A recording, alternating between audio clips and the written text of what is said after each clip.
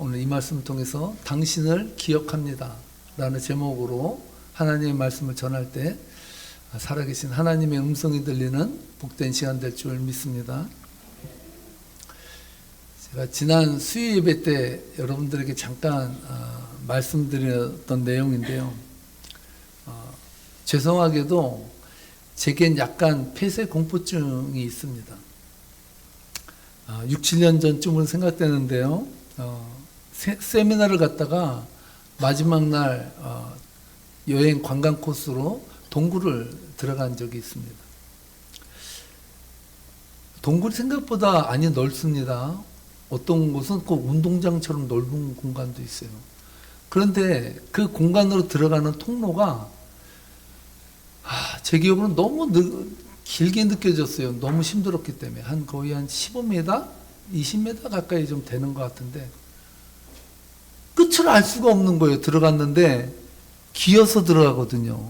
공간이 너무나도 좁은데 앞에도 사람이 있고 뒤도 사람이 있는데 제가 어디 갈 수가 없는 거예요. 앞으로 갈래도 사람이 있고 뒤로 돌아가자니 사람이 있어서 어떻게 할 수 없는 그 상황에 놓이는데 전 처음으로 느껴본 그 공포감이에요.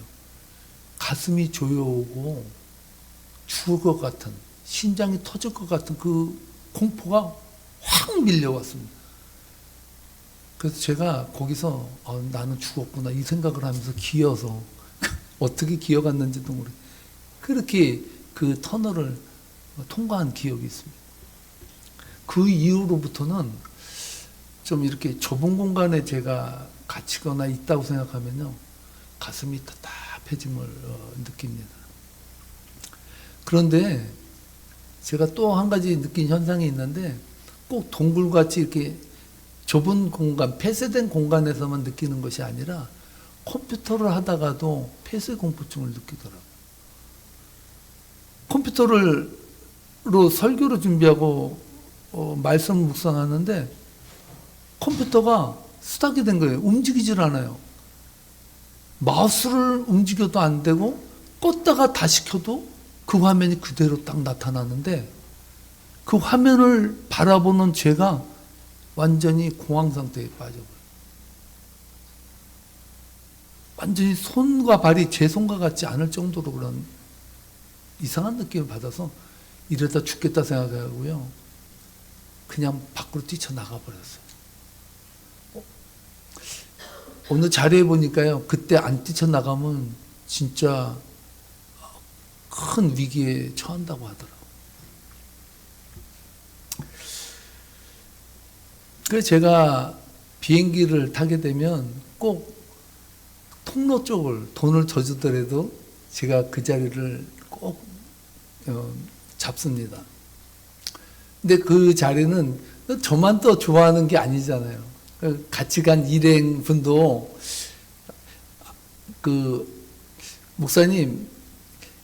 목사님이 비행기 창 쪽으로 앉고 제가 바깥에 앉으면 안 될까요? 그 말씀을 하는데 저에게는 청천벽력 같은 그 울림으로 다가왔습니다.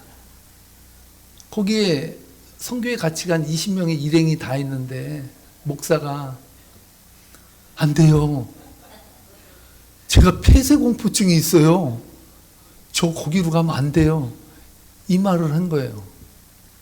그러니까 옆에 주위의 분들도 저를 봤죠. 그래서 온천하가 다 알았습니다. 김 목사는 폐쇄공포증이 있는 목사다.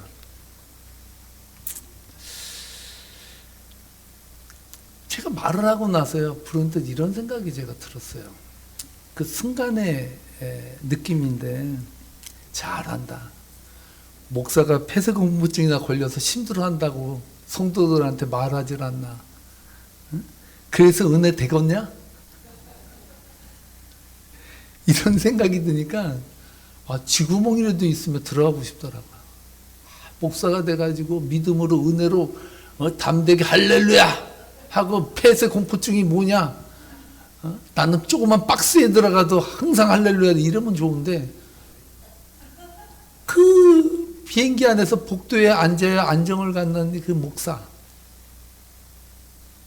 이 목사를 바라보는 성도는 어떠한 시선을 볼까 이런 생각이 드니까 자괴감이 들었습니다. 그런데요, 어제 저녁 새벽이에요. 엄격히 말하면. 새벽에 말씀을 묵상하며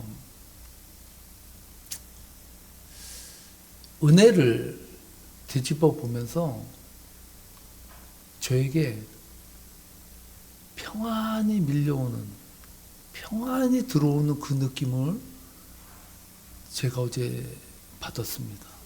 할렐루야. 남의 일이라도 기뻐하세요. 목사가 힘들고 고달프면 성도가 고달프지 않습니까? 영화 올드보이의 주인공 오데스는 이유도 모르는 채 15년간 사설 감금방에 갇혀지는 신세가 됐습니다. 자그마치 15년 동안. 그는 매일같이 한 가지 질문에 꽂혔어요. 도대체 왜 누가 나를 여기에 감금시켰나? 그것으로 15년의 세월을 보냈어요. 누가 나를 여기에다 몰아넣냐는 거예요. 15년 만에 갑자기 풀려난 뒤에도 그의 삶은 오직 한 가지 질문에 꽂혀 있었습니다. 온놈이 나를 감금시킨겨? 이 생각이 자기를 온통 사로잡은 거예요. 이런 생각에 사로잡힌 인생이 행복할까요? 풀려났음에도 불구하고 누가 왜 나를 감금했어? 이 분노가 떠오를 때마다 그의 인생은 완전히 만신창이가 되어버려요. 이때 이유진이, 자신을 가둬둔 이유진이 웃으며 이렇게 말합니다. 오데수 씨, 틀린 질문을 하니까 맞는 대답이 나올 수가 없잖아. 당신의 질문이 틀린데 어떻게 거기서 바른 답이 나오겠어? 왜 나는 갇혀져 있을까에 몰두하면 어떤 대답을 받을 수 있는데, 어떤 해결점을 받을 수 있는데, 이런 뉘앙스로 말을 했습니다. 왜 가두었냐가 아니라 왜 15년 후에 나를 풀어줬을까를 생각하면 인생이 달라지지 않겠냐는 거예요. 저는 이 질문에 은혜를 받았어요. 저는 계속해서 왜 나는 좁은 공간에 가면 가슴이 답답하고 그곳에서 빠져나오지 못하는 나에 대해서 허덕였을까? 내가 이래고도 목사인가라는 생각을 할 때 저에게는 정말로 절망과 좌절이 왔습니다. 그런데 질문을 한번 바꿔봤습니다. 폐서 공포증에 힘들어할 정도로 부족한 나를 붙들고 사용하시는 하나님은 얼마나 관대하신가? 나에게 일어난 현상을 부정하지 않고 나에게 일어난 현상에 대해서 문제의식을 갖지 아니하고 그런 나를 지금도 붙들고 끝까지 지금 목회를 하도록 나를 이끌어 가신 하나님은 얼마나 은혜로우신 분인가. 할렐루야. 그 생각을 하니까 컴퓨터가 좀 안 움직이고 제가 동굴 같은 데 갇혀져 있다고 생각해도 위로를 받을 수 있을 거라는 삶의 오아시스 같은 희망이, 신락 같은 기쁨이 저에게 몰려왔습니다. 완전한 사람이 세상에 널려 있는데 이렇게 부족한 인생을 들어 사용하시는 하나님의 은혜가 놀랍다. 전 그렇게 적었습니다. 이렇게 생각을 하고 나니까 제가 갑자기 부족한 인생에서 은혜 받은 인생으로 바뀌어버리더라고요. 바뀐 건 하나도 없어요. 인생을 살면서 저에게는 좁은 공간에 갑갑함도 올 것이고 내 뜻대로 풀리지 않냐는 문제 때문에 갈등하며 가슴앓이할 시간도 올 것입니다. 그런데 그러한 상황 가운데서도 나를 붙들어 가신 하나님의 은혜가 놀랍다라고 고백하기 시작하니까 김 목사의 자존감이 달라지더라고요. 나를 받아들이고 나의 약점에도 불구하고 나를 이끌어 가신 하나님의 은혜를 생각하고 묵상하니까 오히려 폐쇄 공포증에 시달렸던 저희가 감사하다는 마음이 들기 시작했습니다. 성도님들은 어떻습니까? 여러분들은 살아가면서 어떤 트라우마를 가지고 살아갑니까?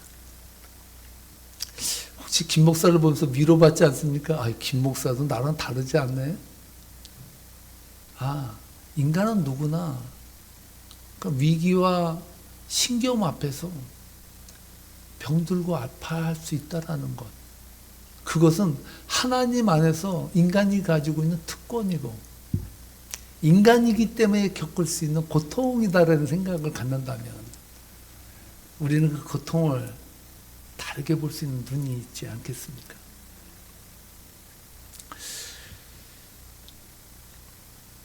여러분도 인생을 살면서 트라우마가 여러분을 괴롭힐 때 피하지 마시고 인정하시기 바랍니다.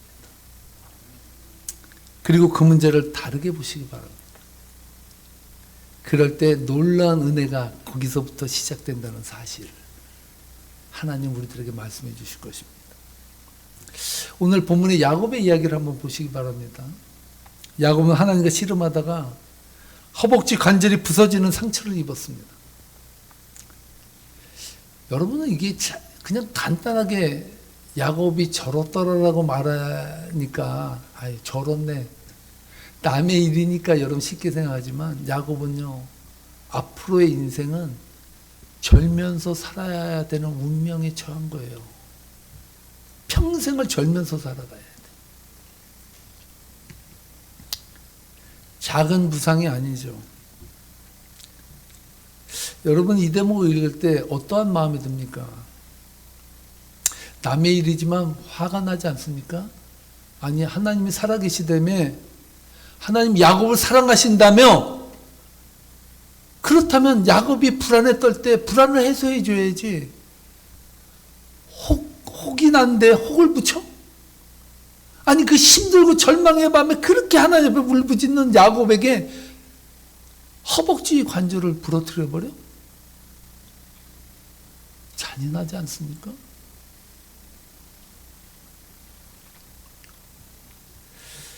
그러고도 하나님이냐라고 우리는 따질 수 있어요. 아니 지금 야곱의 다리에 모터를 달아서 도망가게 할 수 있을 정도로 빠른 걸음을 주셔야 될 판에 오히려 형 에서에게 잡히면 도망도 못 가게 절면서 걸어가는 신세의 인생을 만들어 버렸다. 여러분 이 대목을 어떻게 이해하시겠습니까? 이런 하나님을 여러분 어떻게 이해하시겠습니까? 그런데 저는 오늘 31절 말씀을 묵상하면서 여러분도 한번 읽어보세요. 이 말씀을 읽을 때 어둠의 색채보다는 인생의 그 고통 속에서 하나님의 은혜를 깨달은 한 인간의 모습을 보는 것 같은 그런 말씀을 느끼게 합니다. 31절 말씀인데 함께 읽어보겠습니다.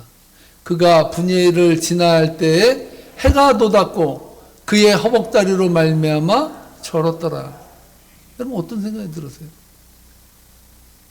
야곱이 허벅다리로 말미암아 절어서 하나님을 원망하며 쩔뚝쩔뚝 걸어가더라. 이렇게 말하면 정상일 것 같은데 어디에도 부정적인 단어가 하나도 안 나와요. 오히려 분예를 지날 때 해가 돋았고 그런 상황에서도 그는 허벅지 다리로 말미암아 저러면서 걸어갔다라고 말합니다. 분예리라는 단어는요 하나님을 뜻하는 히브리어 에리라는 단어와 얼굴을 뜻하는 파님의 합성어입니다.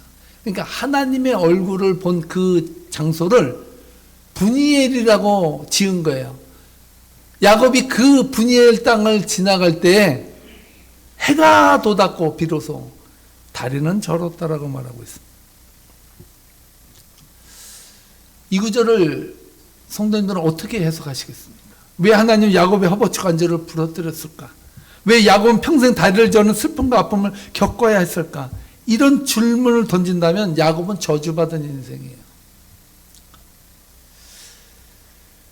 그러나 왜 하나님은 허벅지 관절이 부러져 나가는 야곱의 인생 위에 해가 떠오르게 하셨을까? 이러한 관점에서 본다면 앞으로 야곱의 인생에 펼쳐질 소망을 우리는 볼 수 있다라는 사실입니다. 저는 이 부분에서 한 가지 은혜의 줄기를 잡았습니다. 야곱이 그토록 불면의 밤을 지새울 정도로 불안하고 두려워한 진짜 이유가 무엇이었을까? 저는 오늘 이 본문에 이 질문을 던졌습니다. 여러분들도 함께 이 질문으로 오늘 본문을 한번 보시기 바랍니다.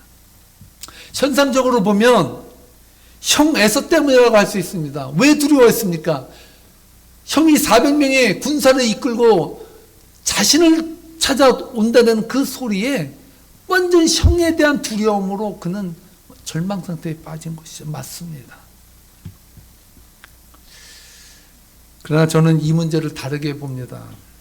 물론 정상적으로는 형 에서 때문이라고 말할 수 있지만 본질적으로 보면 야곱은요, 이름에서도 알 수 있듯이 늘 인생에 붙잡는 자예요. 붙잡지 않으면 인생을 살 수 없고 평안하지도 않고 자유하지도 않아요. 그는 무엇인가를 늘 붙잡아야 직성이 풀리는 사람이었습니다. 어떻게 보면 본질적으로 보면 형 에서가 두려운 것이 아니라 자기 힘으로 모든 것을 지켜야 한다는 마음의 부담감, 나 아니면 안 된다라고 하는 절대적인 자기의식, 모든 문제의 중심에서 해결해야 할 해결사가 바로 자기라는 것에 귀착되다 보니까 그는 두려움과 불면의 밤에서 해방받지 못했다는 사실. 인간은 항상 자신의 불행에, 자신의 환경에 이유를 달아놓습니다. 그 이유 때문에 내가 불행하다고, 그 이유 때문에 내가 괴롭다고 이야기합니다. 그래서 사람은 진짜 문제를 보지 못하고 눈에 앞에 문제만 붙드는 경우가 많습니다. 여러분, 우리가 인생에서 닥치는 모든 문제의 중심에는요, 문제가 있는 게 아니에요. 나의 인생 가운데 하나님이 보이지 아니하기 때문에, 내 인생에 돼야 된다는 목적에 맞지 않기 때문에 우리는 불안하고 두려운 것이에요. 하나님은요, 그 밤에 야곱의 허벅지 관절을 부러뜨려 버렸어요. 무엇이 달라졌을까요? 야곱의 상황은 인간적으로 볼 때 더 나빠졌어요. 아니, 다리는 놔두고 그 마음을 변화시키지 왜 허벅지 관절을 부러뜨리냐고요. 근데 여러분, 저는 이 대목을 다르게 봐요. 바꿔 말하면 허벅지 관절이 부러지지 않았다면 야곱이 하나님을 붙잡았을까요? 허벅지 관절을 쳐서라도 야곱이 잡으려고 하는 인생의 야망을 내려놓게 하셨어요. 하나님이.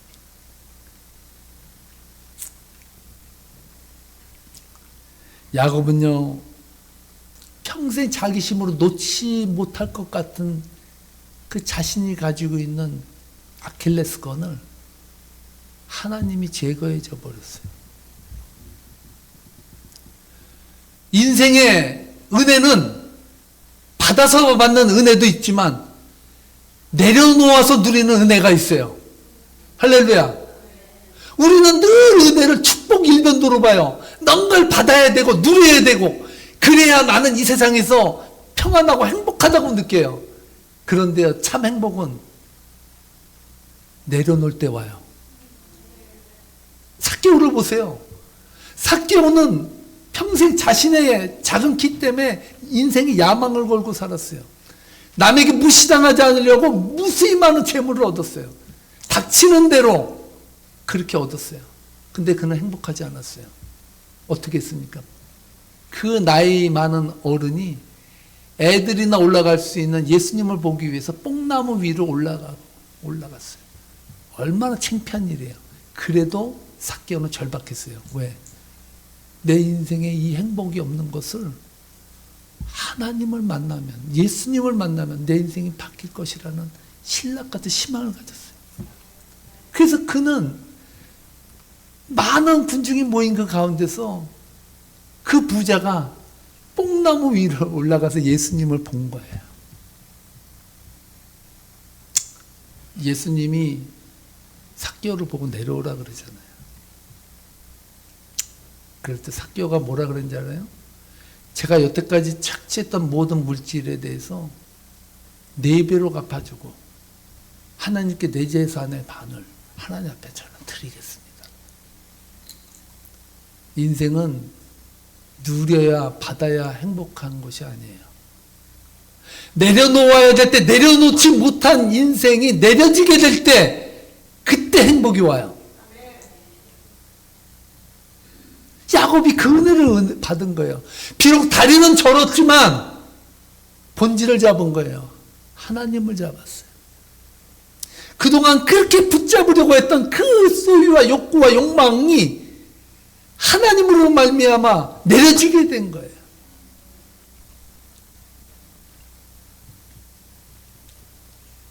한마디로 말해서 야곱은 허벅지 관절이 부러지고 나서 새 인생이 시작한 것입니다.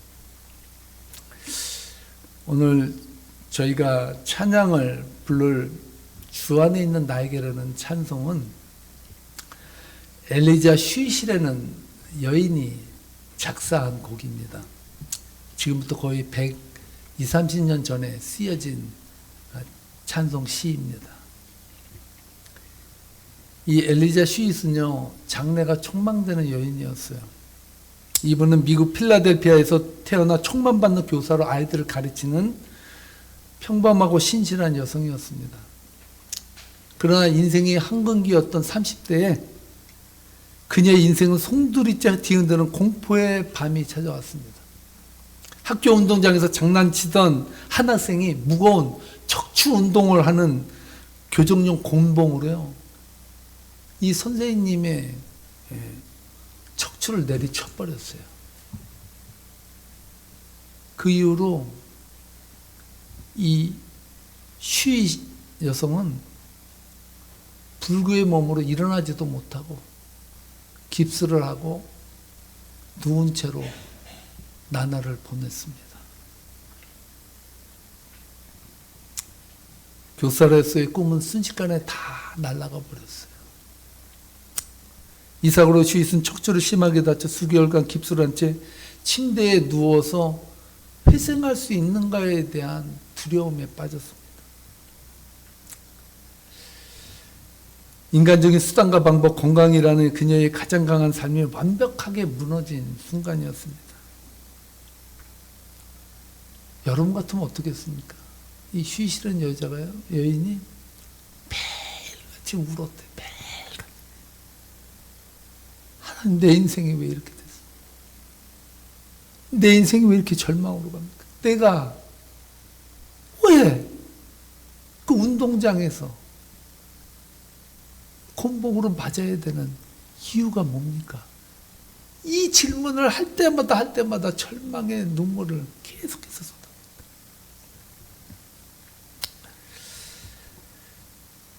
그러던 가운데 그 고통의 밤을 지나갈 때 하나님을 대면하게 됩니다. 왜라는 질문보다 이렇게 나를 인도해 주신 하나님, 그 하나님은 과연 나를 어떻게 보실까에 대해서 그녀는 고민하기 시작했습니다. 역설적이게도 비록 척추는 부러졌지만 자신을 끝까지 찾고 계시는 하나님을, 신실하신 하나님을 만나게 된 거예요. 내 육신은 꺾여 누워있지만 내 영혼은 주님 안에서 완전하다라고 고백했습니다. 그래서 지은 씨가 주 안에 있는 나에게 딴 근심이 있으랴. 십자가 밑에 나아가 내 짐을 풀었네. 그 두려움이 변하여 내 기도 되었고 전날의 한숨 변하여 내 노래 되었네. 주님을 찬송하면서 할렐루야 할렐루야 내 앞길 멀고 험해도 나 주님만 따라가리. 이 찬양을 지었는데 놀라운 사실이 뭔지 아세요? 120년이 지난 지금도 이 찬양을 부르며 절망과 공포와 두려움 가운데 울부짖는 영혼들이 이 찬양을 통해서 은혜를 받고 회복하고 치유를 받고 있다는 사실입니다. 상처가 해석되면 무기가 됩니다. 야곱에게 허벅지 관절이 부러지면 상처였습니다. 쉰 여사가 받은 척추의 부러짐이 상처였습니다. 그러나 그 상처가 해석되자 하나님이 나를 강하게 붙드는 은혜의 통로구나라는 것을 깨닫게 되자 쉰 여사의 그 기도가 찬양시가 되어 무기로 절망에 빠진 영혼을 구하는 능력이 되었다는 사실입니다. 오늘 야곱이 그렇습니다. 야곱에게 허벅지의 관절의 부러짐은 완전한 상처 그 자체 아닙니까?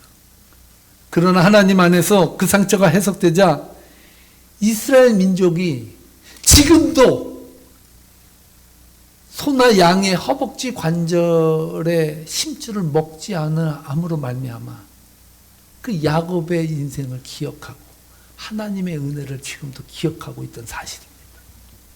오늘 32절 말씀에서 그 사실을 말해줍니다. 함께 읽겠습니다. 그 사람이 야곱의 허벅지 관절에 있는 둔부의 심줄을 쳤으므로 이스라엘 사람들이 지금까지 허벅지 관절에 있는 둔부의 심줄을 먹지 아니하더라. 아멘. 야곱이 비록 다리는 절었지만 하나님의 은혜로 뚜벅뚜벅 그 하나님의 은혜 아래서 살아갔던 그 삶의 과정을 기억하며 후손들이 야곱을 통해서 하나님을 예배하고 있다는 사실입니다. 오늘 성도님들의 삶이 그렇습니다. 하나님은 때로 우리로 하여금 눈물의 골짜기를 지나게 하십니다. 김 목사도 살아가면서 가정 공포증에 시달립니다. 때로는 외로운 어둠과 같은 눈물을 흘릴 때가 왜 없겠습니까?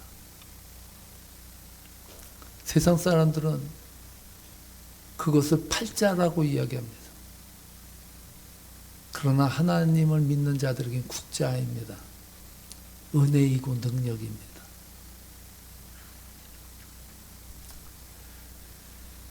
중요한 사실은 아무도 함께하지 않고 아무도 몰라주는 인생처럼 느껴질지라도 정말 나는 외롭고 슬프고 어두운 터널을 지나가는 그러한 실패한 영혼이라고 생각할지라도